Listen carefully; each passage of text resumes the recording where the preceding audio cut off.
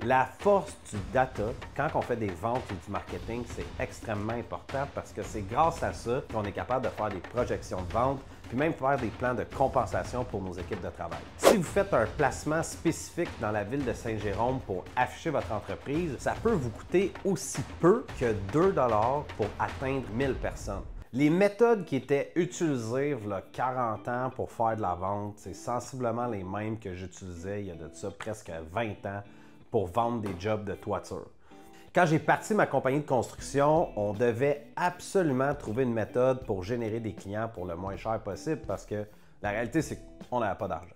Fait que ce qu'on faisait à la base, c'était du porte-à-porte pour des toitures. Évidemment, pour les toitures, le porte-à-porte, c'est quand même facile parce qu'on était capable de voir sur le toit directement est-ce que la toiture est à refaire. Ce qui est le fun avec le porte-à-porte, c'est que c'est possible de le faire pour un paquet de services. On peut aussi le faire pour du paysagement, pour des entrées, pour du revêtement extérieur, des gouttières, des portes et fenêtres. Ça fait partie des choses qu'on faisait. On faisait du porte-à-porte, mais surtout, on avait une méthode pour être efficace. Qu'est-ce qu'on faisait? C'est qu'on se promenait en voiture, puis quand on regardait une toiture qui était à refaire, on avait des flyers, donc des accroches-portes, qu'on venait tout de suite mettre sur la porte, puis on cognait. Tout de suite. Si la personne était là, bien, on proposait à la personne de faire une estimation gratuite pour sa toiture. Puis après ça, bien, vous savez comment ça fonctionne. On monte sur le toit, on fait une estimation, on la remet au client.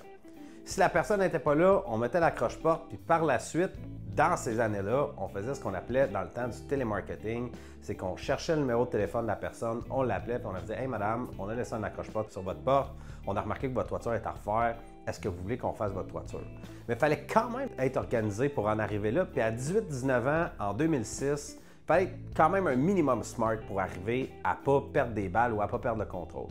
Fait qu'en gros, on avait un pad sur lequel on avait des grilles qu'on venait indiquer les adresses. Puis dans ce temps-là, il n'y avait pas de GPS. Fait qu'on utilisait ce qu'on appelle un Perlay, qui est un livre de rue dans lequel on venait mettre les rues sur lesquelles on avait passé en jaune. Un coup que toute l'information était rentrée sur la feuille de papier, fait que l'adresse, est-ce que la toiture est à refaire, et ainsi de suite.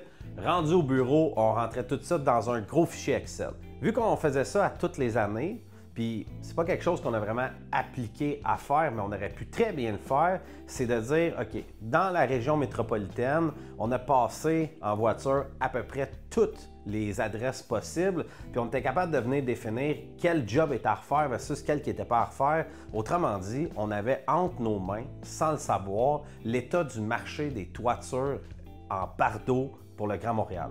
On était capable de savoir à Ville-Mont-Royal, par exemple, il y avait combien de toitures qui étaient à refaire éventuellement. La force du data, quand on fait des ventes ou du marketing, c'est extrêmement important parce que c'est grâce à ça qu'on est capable de faire des projections de vente, puis même faire des plans de compensation pour nos équipes de travail. Pourquoi? Mais quand on arrivait à sortir nos chiffres, on a réalisé que, par exemple, une toiture sur 19 environ était à refaire. Sur ces une toiture à 19-là, par exemple, il y en a une sur 3 ou une sur 4 qui acceptait qu'on fasse une estimation. Puis après ça, bien, le taux de close il était à peu près de 1 sur 4. Fait que quand on alignait tous les chiffres un après l'autre, on était capable de savoir pour un marché spécifique combien de jobs on serait capable de vendre, puis même spéculer sur un chiffre d'affaires. Parce que ça reste qu'une toiture, c'est à refaire à un moment ou l'autre, puis ça peut nous donner des indicateurs à savoir combien investir, quand et où surtout. Ça, c'était vraiment pour l'aspect résidentiel. Fait que pour faire un recap, on se promenait en auto, on regardait les jobs qui étaient à refaire, on faisait du porte-à-porte, on faisait un accroche-porte. Après ça, on appelait, ce qu'on peut plus faire maintenant, puis on essayait de closer le client à ce moment-là. Maintenant, comment vous pouvez appliquer sensiblement la même méthodologie, mais en 2024? Bien, la clé du succès, c'est évidemment dans le marketing numérique. C'est possible de faire de la pub, que ce soit sur Google AdWords ou sur Facebook, sur des régions vraiment ciblées.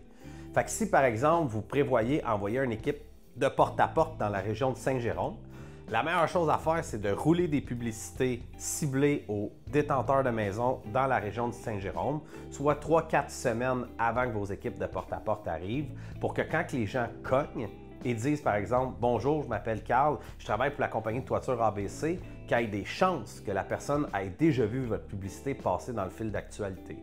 Si les pubs sont bien faites, sérieusement, il y a de très grandes chances que la personne, au moment que vous allez cogner à la porte, qu'elle sache qui vous êtes ou qu'elle connaisse votre entreprise d'une certaine façon.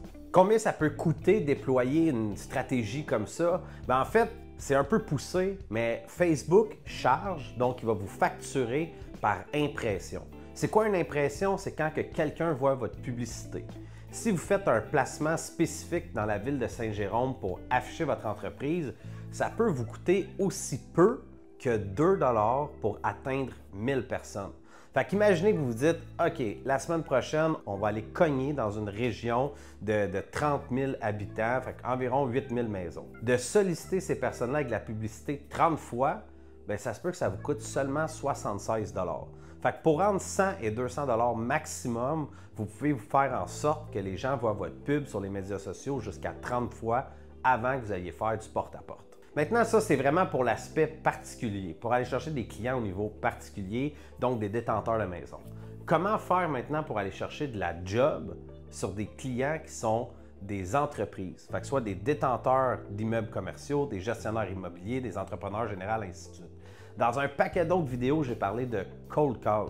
Le cold call, c'est de faire des appels à froid, de sortir une liste de propriétaires d'immeubles, puis de les appeler, de leur proposer des services. Bref, si ça vous intéresse d'en apprendre plus sur le cold call, j'ai mis une vidéo dans les commentaires que vous pouvez regarder.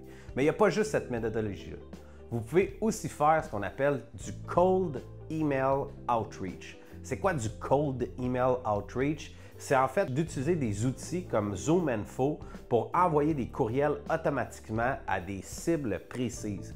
Autrement dit, maintenant, il y a des logiciels qu'avec de l'intelligence artificielle, c'est capable d'aller chercher les courriels de prospects qui pourraient être très bien alignés avec vos produits et services, puis que c'est complètement 100% automatisé. Les gens vont recevoir des courriels de votre entreprise avec un offre de service quelconque, puis si la personne ouvre le courriel, si la personne est intéressée ou ainsi de suite, vous recevez une alerte dans votre outil, puis après ça, vous pouvez appeler la personne directement. Fait que peu importe votre entreprise, il y a toujours des solutions pour générer des prospects puis générer des clients.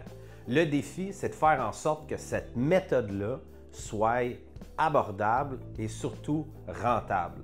De tout donner de votre argent et votre budget marketing à une agence sans comprendre exactement ce qu'elle fait ou sans vous assurer que le retour sur investissement est positif, c'est pas une bonne chose. C'est un peu comme si tout l'argent que vous aviez, vous la donneriez à un planificateur financier sans savoir aucunement qu'est-ce qu'il fait avec.